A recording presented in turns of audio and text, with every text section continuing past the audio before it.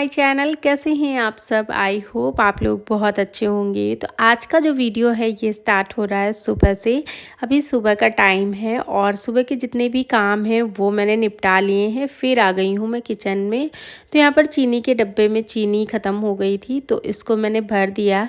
और अभी बाहर बहुत ज़ोरों की बारिश हो रही है। सुबह से ही आज बारिश हो रही है। तो आज मुझे बनाना है पकौड़ियाँ। तो उसके लिए मैं प्याज और आलू लेकर के आई हूँ क्योंकि बच्चे प्याज की नहीं खाते हैं। तो उनके लिए आलू की पकौड़ियाँ बनानी हैं। और कल मुझे एक कमेंट आया था कि आप सिर्फ 4 लोगों का काम करती हैं, मुझे 14 लोगों का काम करना पड़ता है। तो डियर, आपकी जानकारी के लिए बता देती हूँ कि हम 4 नहीं, हम 5 लोग हैं।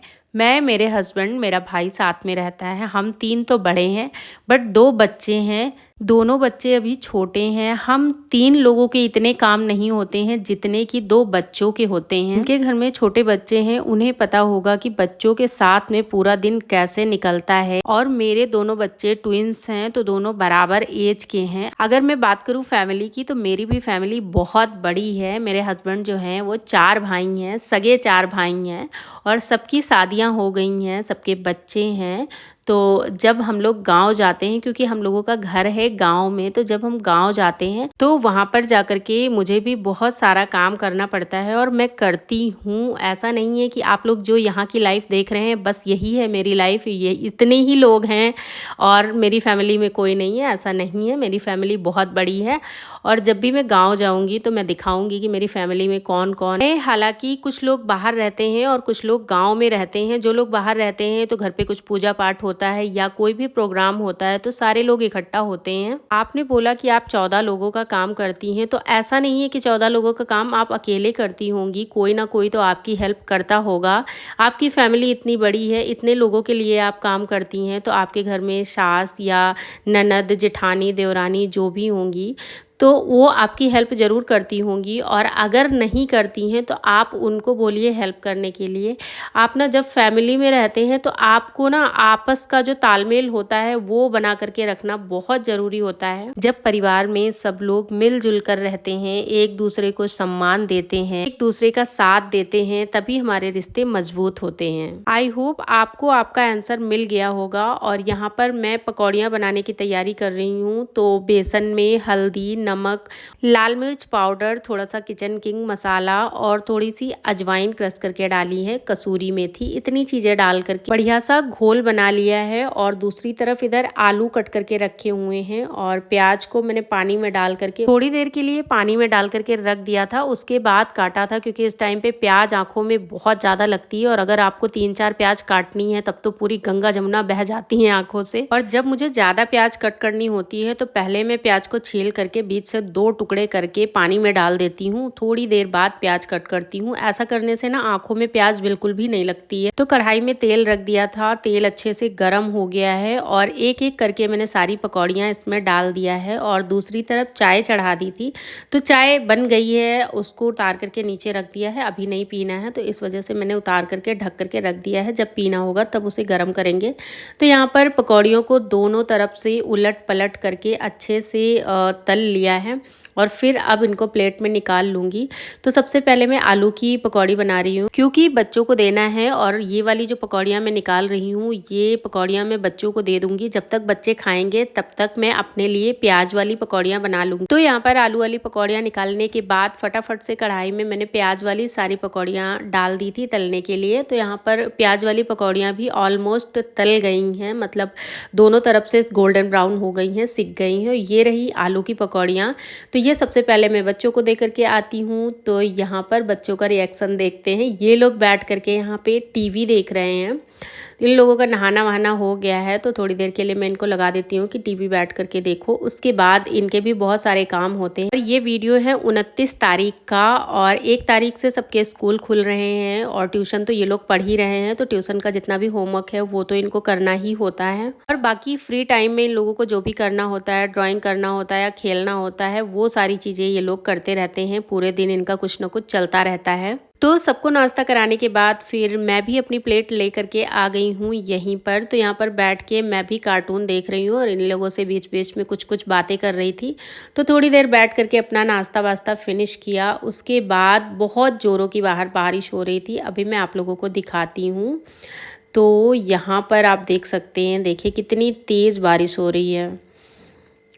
और अभी 2-3 दिनों से ठीक से धूप नहीं निकली है, मतलब बारिश बारिश बारिश। इस चक्कर में कपड़े बहुत ज़्यादा इकट्ठे हो गए थे। मैंने सोचा धूप निकले तब धुलूँ, क्योंकि गांव से आने के बाद मतलब मेरी तबीयत थोड़ी ख़राब हो गई थी, इस वजह से मैंने कोई काम ज़्यादा किया नहीं था। उसके बाद आज मैंने बहुत सारे कपड़े धुले हैं। सुबह से 3 बार मशीन लगाई है, प्लस नहाने के टाइम कुछ कपड़े मैंने हाथ से धुले हैं। तो यहाँ पर देख सकते हैं आप लोग कितने सारे उधर स्टैंड पे कपड़े पड़े हैं और इधर रस्सियाँ बांध करके मैंने कपड़े डाले हैं। और ये हैं बच्चों के बैग जो कि मुझे धुलना है। और एक लोड मैंने फिर से मशीन में लगा दिया था। उसके बाद मैं आ गई थी यहाँ पे बैग लेकर के। तो बैग मैं यहाँ पर वॉश कर रही हूँ गेट के पास बैठ करके, क्योंकि बाहर बारिश हो रही है तो यहाँ का जो पानी है वो भी बाहर चला जाएगा साथ के साथ। और इन बैग को मैंने थोड़ी देर के लिए सर्फ के पानी में भिगो दिया था, फिर साबुन लगा करके इसको अच्छे से धुला है। बैग के किनारे जो पाइपिंग लगी होती है ना, वो बहुत गंदी हो जाती है। सबसे ज़्यादा तो मेरे बच्चों के बैग में वही पाइपिंग एकदम ब्लैक ब्लैक सी हो जाती है। और आद्या का जो बैग है ये लाइट कलर का है, तो ये बहुत गंदा होता है। साइड में इसकी जो बॉटल रखने वाली पॉकेट्स हैं ये पिंक कलर की हैं, ये भी बहुत गंदी हो जाती हैं। तो इन दोनों बैग को मैंने साबुन लगा करके फिर ब्रश से अच्छे से साफ किया है। तो दोनों बैग बढ़िया तरीके से साफ हो गए हैं, बिल्कुल भी गंदे नहीं रह गए हैं। और ये दोनों बैग इन दोनों के पिछले क्लास के हैं, तो अभी मुझे बैग लेने की ज़रूरत नहीं है। ये दोनों बैग क्वालिटी वाइज बहुत अच्छे हैं, तो ये अभी ख़राब नहीं हुए हैं। इनका जिप वगैरह कुछ भी बिल्कुल भी ख़राब नहीं हुआ है, जैसे थे वैसे ही हैं। तो इस बार मैंने शिवाय और आद्या को न्यू बैग्स नहीं दिलाए हैं। और अभी दोनों बच्चे फर्स्ट क्लास में हैं, तो इस वाले बैग में काम चल रहा है। बैग को 2-3 पानी से धुलने के बाद फिर साइड में मैंने हैंग कर दिया था, तो उसका जो एक्स्ट्रा पानी है वो निकल जाएगा। फिर यहाँ पर बाहर गेट से थोड़ा सा बच्चे आए गए हैं, तो चिपचिप सा हो गया था। और बारिश के टाइम में हो ही जाता है, कितना भी साफ सफाई रख लो फिर भी जैसे पैरों के नीचे चिपचिपाहट सी लगती है। और मेरे घर में कोई भी स्लीपर्स पहन के नहीं चलता है, बिल्कुल भी, चाहे बच्चे हों या बड़े हों। स्लीपर पहन के घर के अंदर आना बिल्कुल भी अलाउड नहीं है। तो यहाँ पर सुबह में झाड़ू पोछा हो गया है, बट यहाँ पर सबने बैठ करके नाश्ता किया है और बच्चे बैठ करके टीवी देख रहे थे। तो फिर से मैंने यहाँ पे पोछा लगा दिया है, क्योंकि बाहर की तरफ जहाँ पे मैंने बैग धुले हैं वहाँ पे तो मुझे पोछा लगाना ही लगाना है। तो मैंने सोचा चलो मैं इस रूम से लगाते हुए फिर बाहर की तरफ निकल जाऊंगी।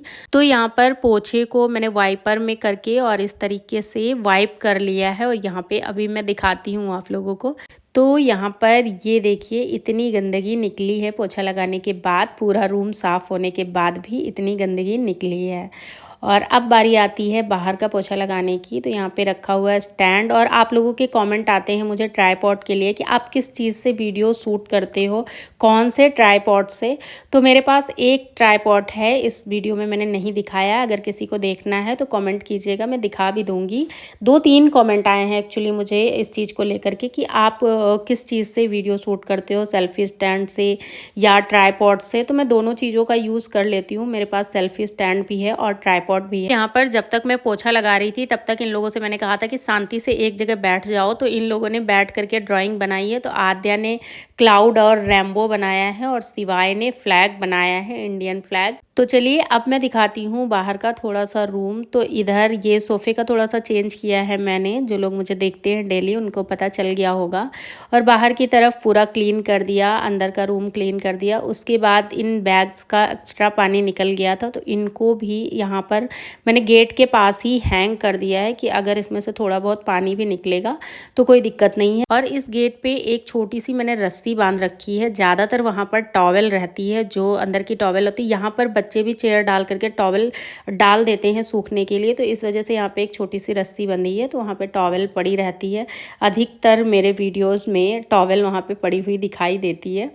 तो बैग वैग डालने के बाद फिर मैं आ गई हूँ यहाँ पर बच्चों की यूनिफॉर्म लेकर के, क्योंकि अभी मेरे पास टाइम था। तो मैंने सोचा मैं इन लोगों की यूनिफॉर्म आयरन कर देती हूँ। तो स्कूल खुल रहे हैं मंगलवार से, और मंगलवार को दूसरी यूनिफॉर्म है और बुधवार को दूसरी है। तो मैंने सोचा कि मैं दोनों यूनिफॉर्म एक साथ में ही आयरन कर देती हूँ, नहीं तो फिर मुझे आयरन करना पड़ता। तो यहाँ पे ये जो ग्रीन वाली यूनिफॉर्म, तो ये uniform Monday, Tuesday, Thursday, Friday होती है और जो ट्रैक सूट है वो वेडनेसडे और सैटरडे होता है। तो मैं इनकी दोनों यूनिफॉर्म लेकर के आ गई थी, मतलब दोनों बच्चों की दो दो 4 यूनिफॉर्म लेकर के आ गई थी। तो मैंने आयरन कर दिया और सारी यूनिफॉर्म को आयरन करने में मुझे जितना टाइम लगता है उतना टाइम अकेले इस स्कर्ट को आयरन करने में लगता है। इसमें मुझे बहुत टाइम लग जाता है और नीचे की तरफ मैं इसलिए कर रही हूँ क्योंकि इसको नीचे से मैंने थोड़ा सा तुरपाई करा है।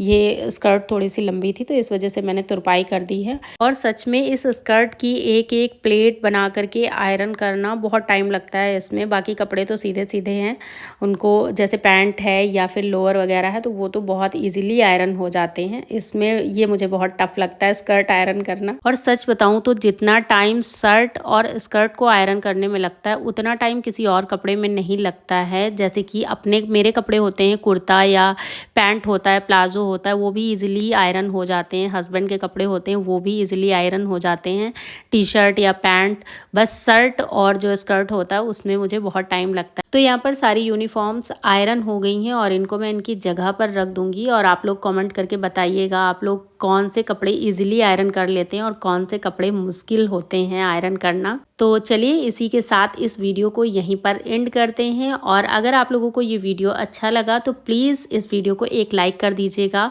और चैनल को सब्सक्राइब किए बिना मत जाइएगा। तो चलिए मिलते हैं नेक्स्ट वीडियो में, तब तक के लिए बाय बाय।